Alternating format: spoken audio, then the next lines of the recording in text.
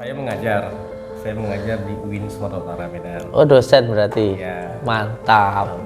Jadi, terus kan saya berada di jurusan Akidah dan Filsafat Islam. Mantap. Jadi Dalam itu. sering saya ketika memberikan isu semasa, sering saya menyebut nama Gus gitu. Gimana? Sering saya nyebut nama Gus. Ketika Contoh.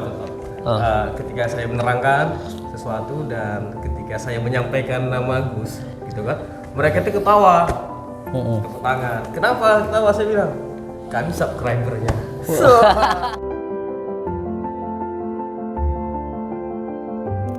Lantas begini, supaya mahasiswa Indonesia, para penonton yang sekarang ini diberi oleh Allah kesempatan, gitu kan, tapi mengabaikan kesempatannya untuk belajar. Bagaimana nasihat Gus? kembali lagi ini nanti kepada tenan. Tenang.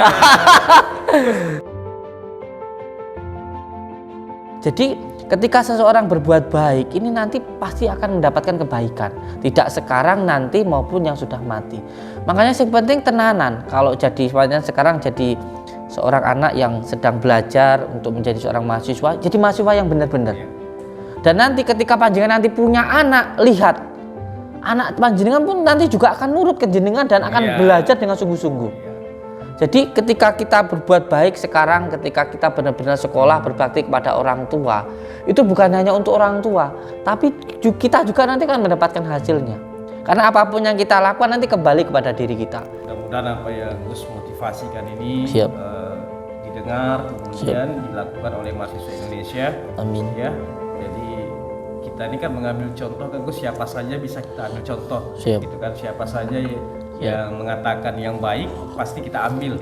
Ya, gitu Gus. Jadi kalau boleh diputar waktu, pasti Gus Samsudin ini bisa jadi seorang profesor nih. Ya, nggak tamat aja CV-nya sudah cerdas ini. Bagaimana kalau sudah tamat ya?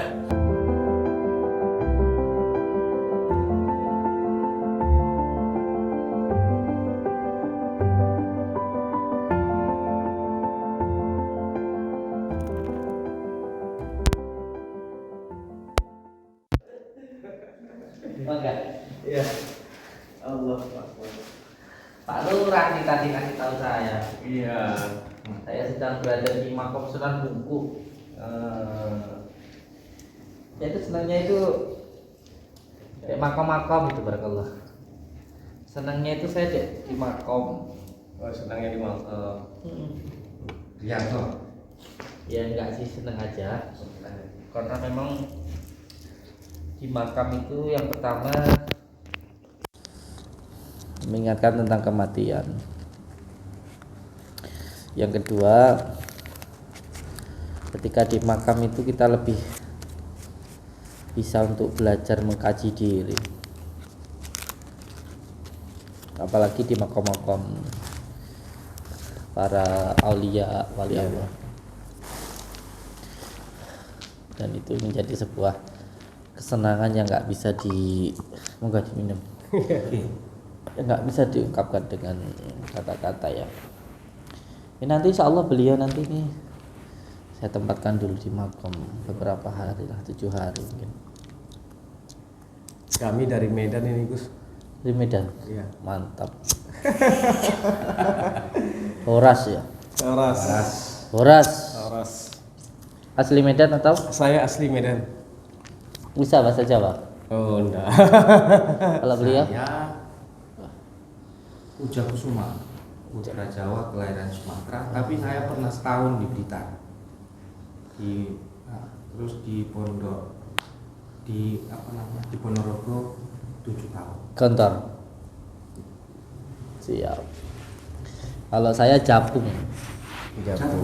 Putra Jawa kelahiran Lampung. Oh, kelahiran Lampung. Saya setahun ngurusin Panti Asuhan Muhammadiyah. Barakallah. Di makam Bung Karno. Subhanallah. Iya, kalau ayah saya pondoknya di Paron.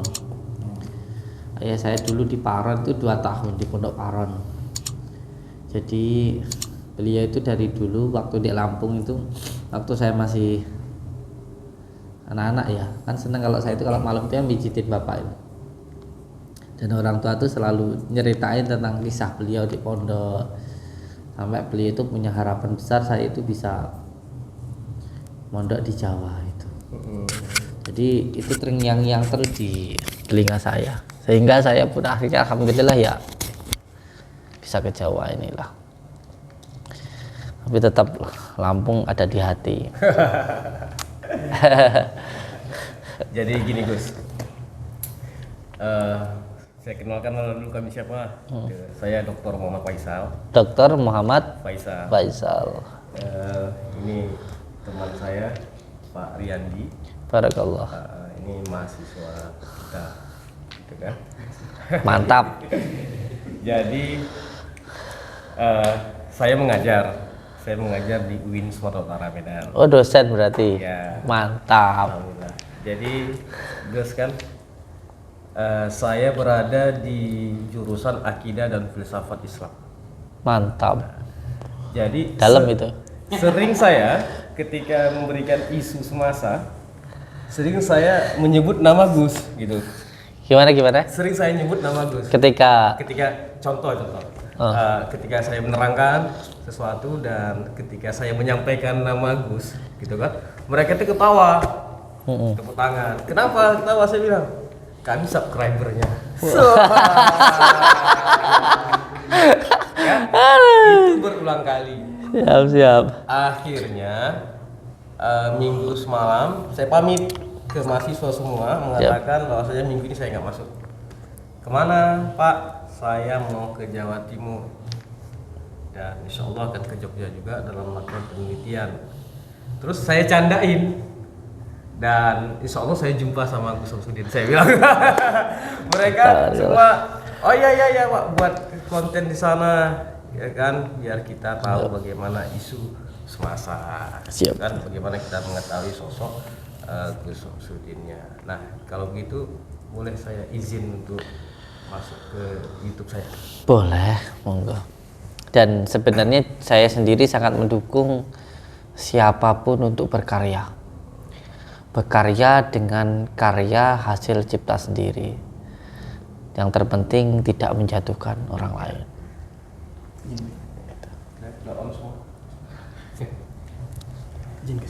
Siap. Sini aja. Siap.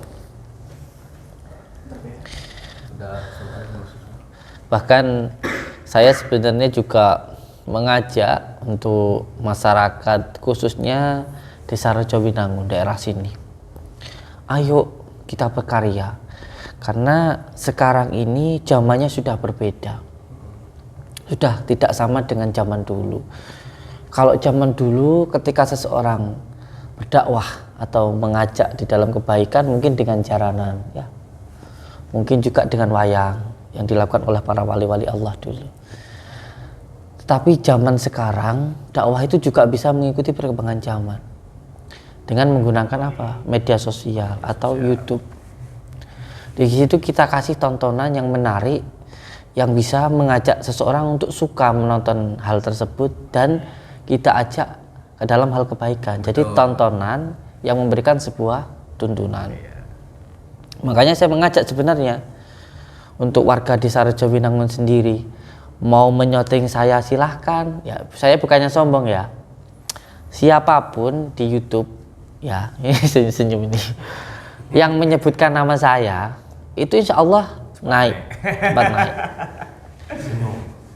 Iya, padahal saya sendiri kan bukan siapa-siapa, saya bukan siapa-siapa, saya juga tidak punya apa-apa, dan saya pun juga berawalnya YouTube itu hanya dari hal-hal biasa aja, iseng-iseng kayak gitu. Kayak saya pun sampai sekarang juga hanya pakai HP kayak gitu. Dulu pun juga saya itu hanya pemulung rongsok. Tunggu dulu. Siap. Kita ada wawancaranya. Oh, siap. Jangan dibongkar dulu semua. Siap. Bisa kita mulai ya. Siap. Daunnya.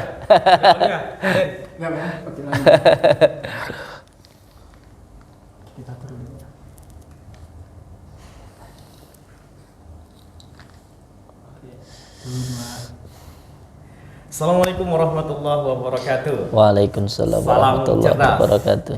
Mahasiswa Indonesia pasti tahu saya sekarang bersama siapa. Saya sekarang bersama Gus Samsudin ya, yang Barakallah. sedang viral sekarang di negeri ini. Nah, banyak sekarang berita ya mengenai Gus Samsudin, ada yang mengatakan bla bla bla dan sebagainya. Nah, sekarang saya mau menyoroti ya, siapa sih Gus Samsudin itu sebenarnya dan bagaimana pendidikan ya, histori pendidikan beliau, supaya kita bisa mengkaji, mahasiswa Indonesia bisa mengkaji. Nah, Gus, Siap. terima kasih banyak. Nggih, sami-sami. Barakallah. Jadi apa yang berita beredar di video masuk pada pokan sulit dan sebagainya, Siap. alhamdulillah tadi kami merasakan sangat baik sekali, dari security di depan hingga Pak Lurah dan santri-santri yang lain menjamu kami hingga makan malam ini, Gus. Alhamdulillah. Alhamdulillah. Nah, Gus, sebelum kita bahas mengenai pendidikan, saya hampir semua video Gus saya tonton. Siap. Hampir semua saya tonton. Dan terlepas daripada pro kontra netizen Indonesia, gitu kan, ada satu ungkapan Gus yang sangat baik sekali, dan itu bisa dijadikan contoh gitu. Contoh gini, kita kan Gus, kalau kita ada orang mengatakan gini, aku kalau orang baik sama aku lebih baik, tapi kalau orang jahat sama aku lebih jahat lagi. Nah, di satu video Gus itu selalu pernah mengatakan kayak gini, kalau ente mau jadi baik, ya kenapa menunggu orang, harus netral baiknya gitu, nggak perlu tuduhan orang kan. Tuh gimana Gus? Iya. Jadi kalau di dalam ilmu tasawuf itu, sebenarnya semuanya mengambil dari Al-Qur'anul Karim. Termasuk di dalam setiap huruf di dalam Al-Qur'an itu ada artinya. Apa itu yang dimaksud dengan ba, titik, 3 ba, alif, itu semuanya ada artinya. Termasuk yang sesuai dengan panjenengan tanyakan tadi tentang ketika kita berbuat baik, kenapa harus menunggu orang yang baik kepada kita. Kalau orang baik kepada kita lalu kitanya berbuat baik, itu hal yang biasa. Tetapi yang diperintahkan oleh Allah Subhanahu wa taala itu kita berbuat baik kepada orang yang tidak baik kepada kita. Itu baru sesuatu hal yang luar biasa. Karena apa? Karena kebaikan itu sejatinya untuk diri kita sendiri, bukan untuk orang lain. Seperti halnya sering saya katakan, ketika kamu ingin berbuat baik kepada tetanggamu, ya kamu berbuat baik aja.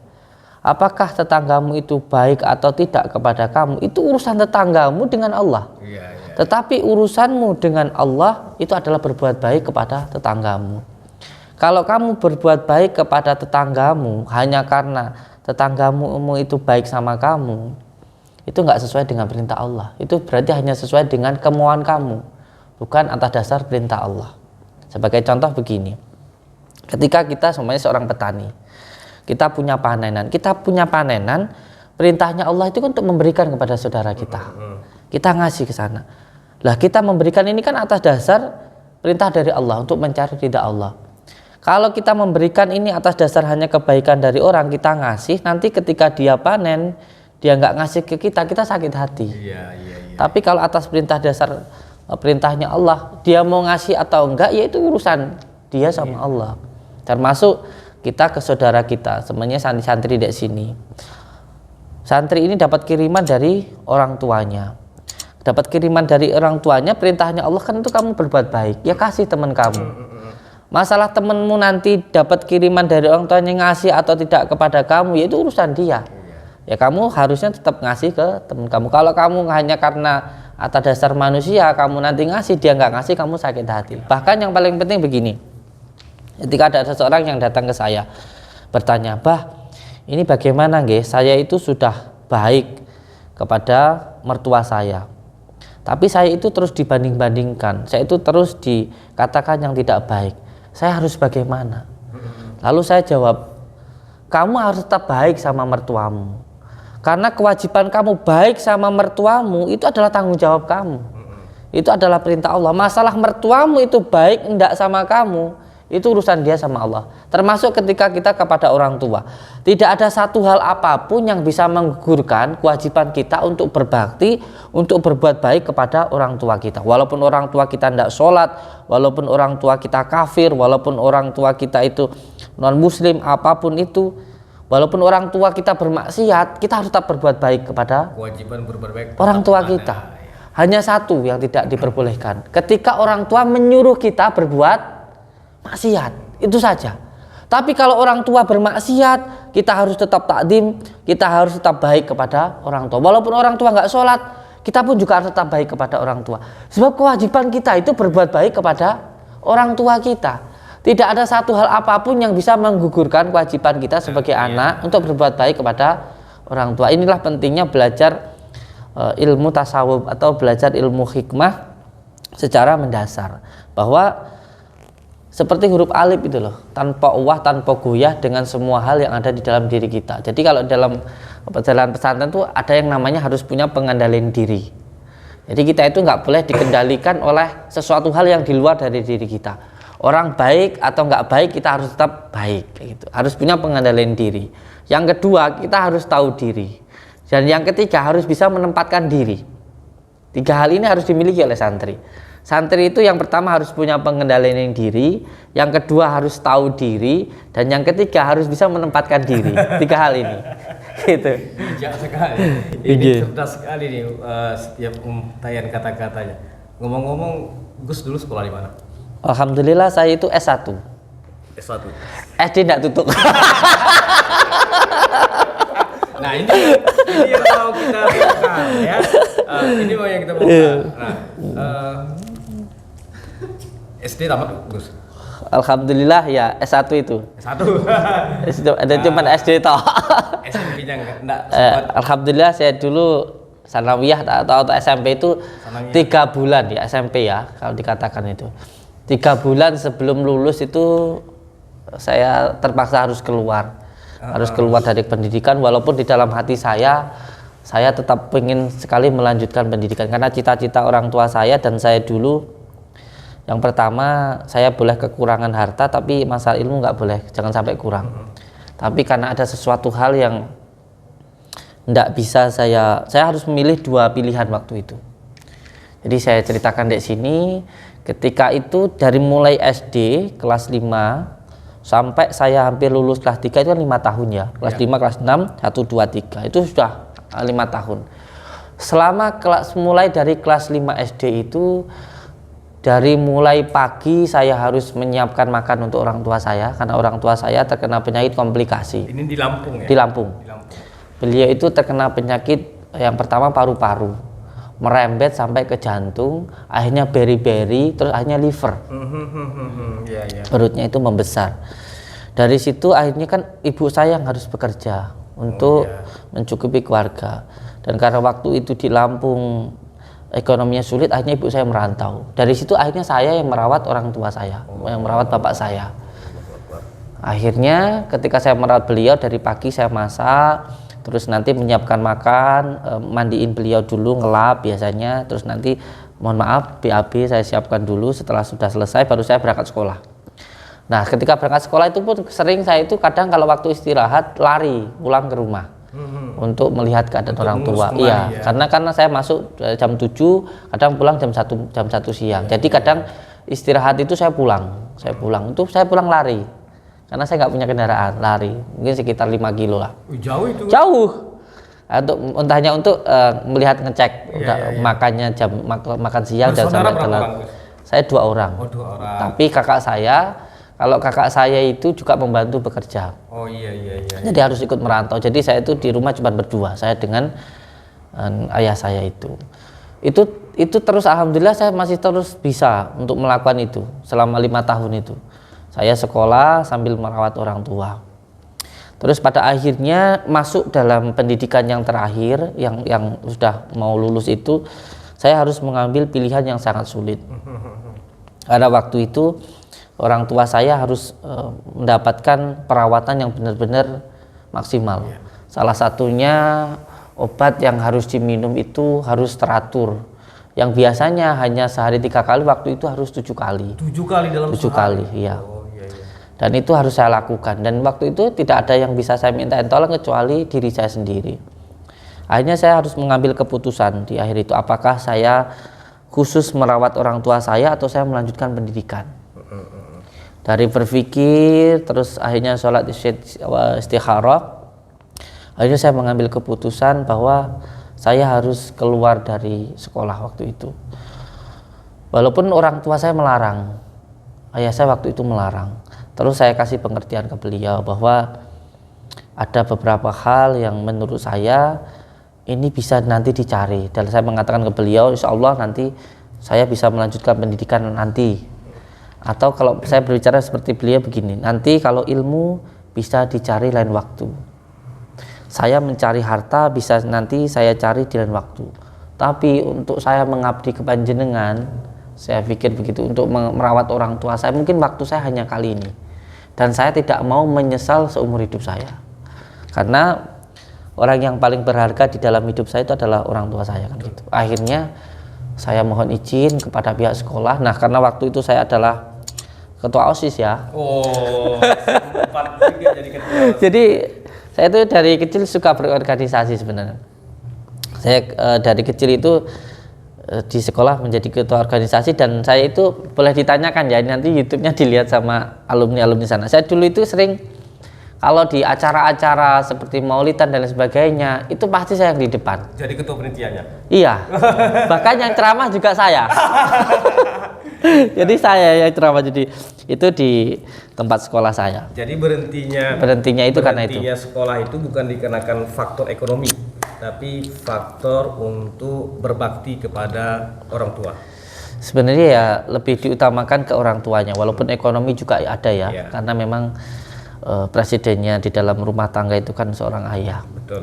Selain itu juga yang lebih utama ya sebenarnya dua-duanya sih. Yang pertama karena berbakti kepada orang tua, dan yang kedua juga faktor ekonomi. Jadi juga. dari apa yang Gus ceritakan ini bisa saya tangkap gini Gus.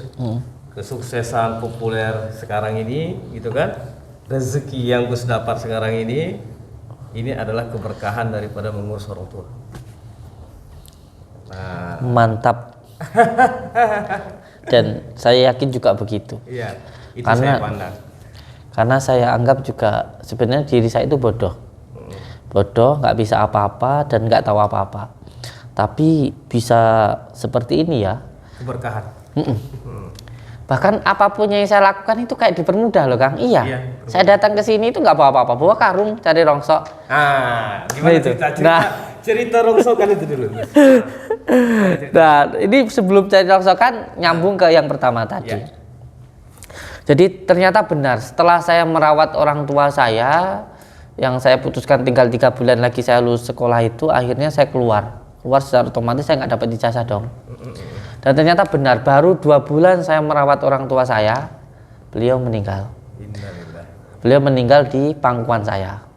Jadi waktu itu jam 2:30 setelah ba'da sholat duhur, beliau itu meminta saya untuk diberikan minum, dikasih minum. Nah, beliau kan minumnya pakai sedotan itu. Iya, iya, iya. Karena beliau nggak bisa minum sendiri, makanya sedotan. Setelah minum 3 tegak, bismillah, terus tegak pertama alhamdulillah, tegak kedua alhamdulillah, tegak ketiga alhamdulillah. Terus setelah itu beliau bilang ke saya, Bapak ini kok sepertinya nggak bisa merasakan hari raya yang kedua kalinya. Nah, waktu itu pas malamnya takbir, malam Idul Adha. Nah, jam 3 sorenya itu beliau menyampaikan seperti itu. Itu demi Allah, demi Rasulullah. Beliau bilang seperti itu, bahwa kayaknya Bapak ini nggak bisa merasakan takbir yang kedua kalinya gitu. Saya udah mulai berpikir nih, wah ini kayaknya beliau udah berasa gitu. Terus beliau minta kepada saya itu untuk didengarkan kalimat tahlil. Waktu itu saya baca la ilaha illallah, terus karena saya lihat nafasnya sudah mulai pelan, akhirnya saya hanya dzikir Allah gitu. Terus akhirnya beliau nggak ada. Nah dari situ saya pengen sekali menuruti apa yang menjadi keinginan orang tua, yaitu keinginannya itu saya mondok di Jawa Timur. Di Jawa Timur. Iya, karena beliau selalu berkeinginan sebenarnya saya itu mondok di Jawa, tapi karena saya itu orang tua keburu sakit, akhirnya saya nggak jadi dikirim ke Jawa. Hanya ketika orang tua meninggal, terus saya minta izin kepada ibu saya untuk berangkat ke Jawa Timur. Nah dari situlah akhirnya saya melakukan perjalanan dari Mosjide Lampung Utara sampai ke Jawa Timur sini. Nah itu dimulai dari saya pertama ikut Abbas Suyuti Al-Ghazali Cepu, Jawa Tengah. Terus setelah itu saya ke beberapa pondok pesantren, akhirnya ke pondok pesantren Condromowo. Dari pondok pesantren Condromowo akhirnya sampai di tempat ini. Dan yang menyuruh saya ke sini pun juga kiai saya itu. Beliau menyampaikan untuk saya di Jawa Timur. Karena menurut dari isyarah yang beliau dapatkan bahwa Jawa Timur itu adalah pondasinya atau kakinya. Kakinya itu dari Jawa Timur tanpa merendahkan yang lainnya ya. Karena semuanya punya tempat masing-masing. Makanya banyak orang-orang besar itu yang muncul dari Jawa Timur. Dimulai dari kerajaan-kerajaan besar seperti Majapahit dan lain sebagainya. Terus orang-orang besar juga banyak yang dari Jawa Timur seperti Bung Karno dan lain sebagainya gitu. Kalau Jawa Timur itu adalah pondasinya atau kakinya. Dan Jawa Tengah itu adalah pusarnya. Makanya tumbalnya atau yang ditanam oleh Syekh Subakir itu di Jawa Tengah. Jawa Tengah itu adalah pusarnya dan Jawa Barat itu adalah mukanya. Makanya ibu kotanya ada di Jawa Barat atau di daerah Jakarta situ. Akhirnya saya ditempatkan di sini. Nah dari sini pun juga yang diperintahkan oleh kiai saya bukan untuk mendirikan sebuah padepokan atau pondok pesantren, bukan. Yang diperintahkan oleh kiai saya itu yang pertama, santri itu yang pertama harus punya pekerjaan. Oh iya. Kenapa harus punya pekerjaan? Karena supaya nanti ketika melakukan sesuatu yang diikhlaskan, entah jadi guru ngaji, kiai atau jadi paranormal, dia tidak berharap kepada orang yang mintain tolong. Betul. Jadi tidak berharap dari apa yang diikhlaskan. Betul. Jadi yang pertama santri itu harus punya pekerjaan. Karena rezeki yang paling halal itu adalah yang dari keringatnya sendiri. Yang kedua ini ya, harus punya istri. Harus punya istri. Karena apa? Karena cobaannya ketika seorang mengamalkan ilmu hikmah itu dua. Yang pertama itu harta, yang kedua itu adalah wanita. Kalau sampai tidak punya pengendalian diri terhadap kedua hal ini, kalau sampai tergoda dengan dua hal ini, maka akan jatuh sehina-hinanya. Betul. Dan ini sudah terbukti di beberapa rekan-rekan saya, termasuk yang dulu ada di televisi yang sangat terkenal itu juga pas satu alumni dengan saya.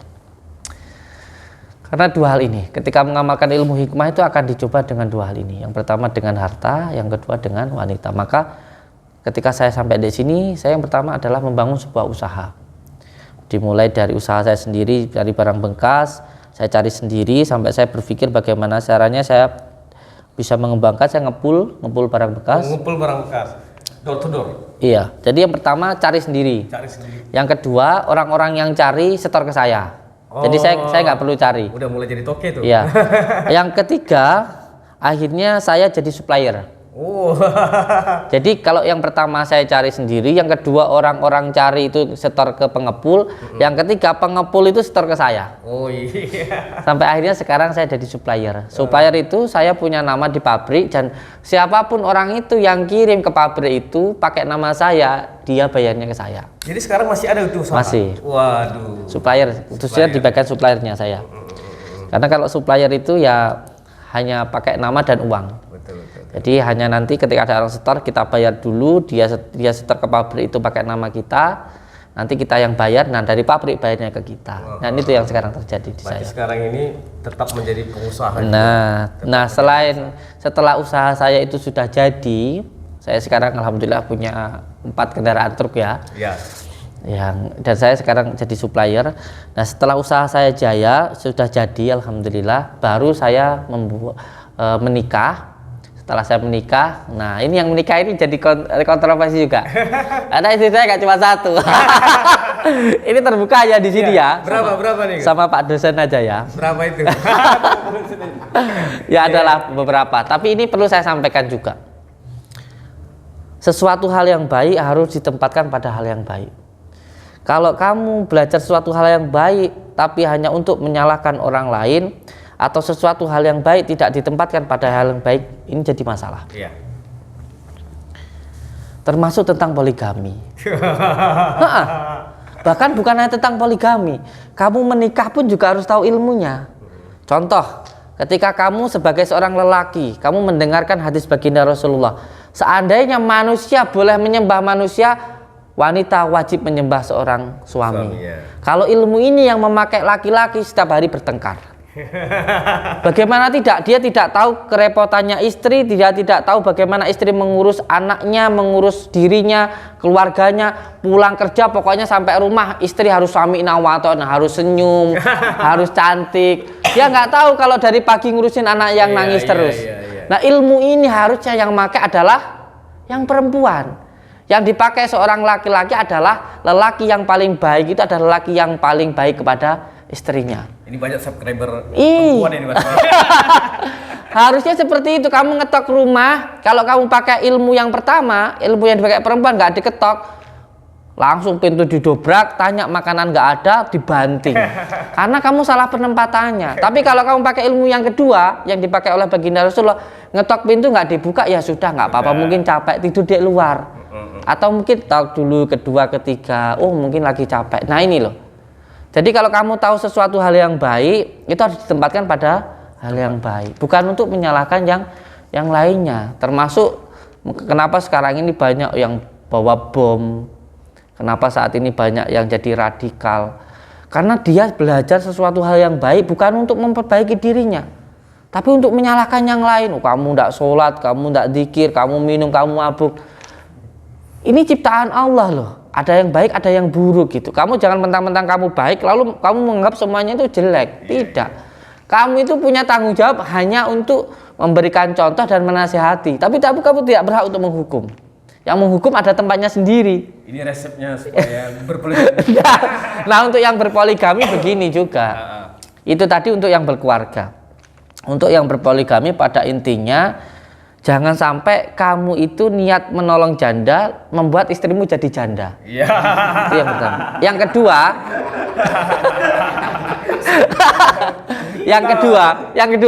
Dengar janda ketawa. Yang kedua, jangan sampai kamu membangun rumah kedua, rumah yang pertama roboh. Dolim itu namanya.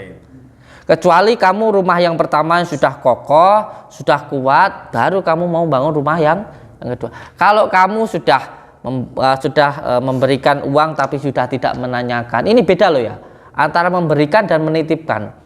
Kalau kamu masih menitipkan ke istrimu uang, belum memberikan, jangan nikah lagi. Contoh, kamu ngasih uang masih tanya uang kemarin buat apa, itu namanya kamu nitip, buat bayar listrik, ya kan, buat bayar sekolah anak. Tapi kalau kamu ngasih, mau uang itu buat istrimu ke salon, buat istrimu beli mobil, apa setelah istrimu, itu baru yang namanya ngasih, bukan nitip gitu loh. Nah ini yang perlu dipahami. Jadi kalau kamu masih nitip uang ke istrimu, jangan nikah lagi.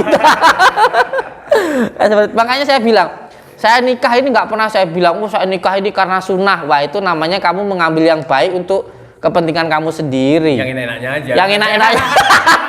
Terus perlu dipahami satu lagi ya. Selama kalau kamu bilang poligami itu adalah sunnah, selama baginda Rasulullah menikah dengan Siti Khadijah yang pertama, beliau tidak pernah menikah dengan istri yang kedua dan yang ketiga. Kalau kamu bilang sama istri pertamamu, saya nikah ini karena sunnah, berarti kamu mendoakan istrimu cepat mati. Karena baginda Rasulullah itu menikah hanya ketika istri yang pertama itu meninggal. Baru beliau. Jadi baginda Rasulullah itu adalah seorang suami yang sangat setia. Sangat setia gitu loh. Jangan, jadi kamu jangan bilang nikah sunnah, poligami sunnah. Tapolah bim. Ya kalau itu. Oke, Gus. Nanti kalau cerita poligami nggak bisa habis nih. Jadi kami jadi keturunan nanti, Gus. Nah, ini Gus. Gus kan SMP-nya nggak tamat nih, sanawiyahnya nggak tamat. Karena ada masalah ekonomi dan masalah keluarga. Terutama gitu kan. karena orang tua. Untuk berbakti pada orang tua.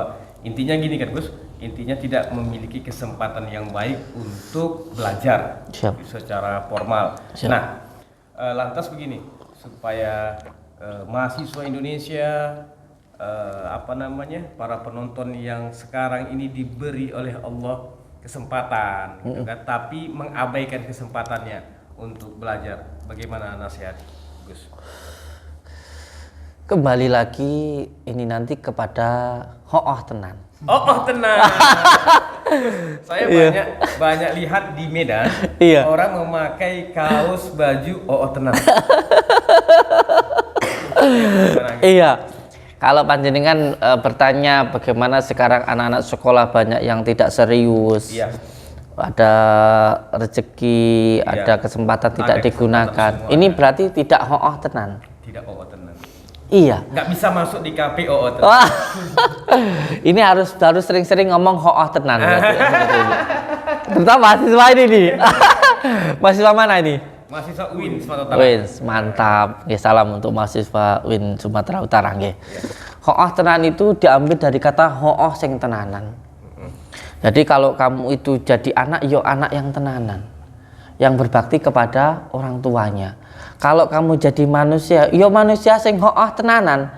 Jadi manusia yang tenanan, yang benar-benar manusia sejati, yang bukan wadaknya manusia tapi kelakuannya seperti hewan. Iya. Yang mampu menekan nafsu lawamah, subhiyah, amarah dan mutmainah.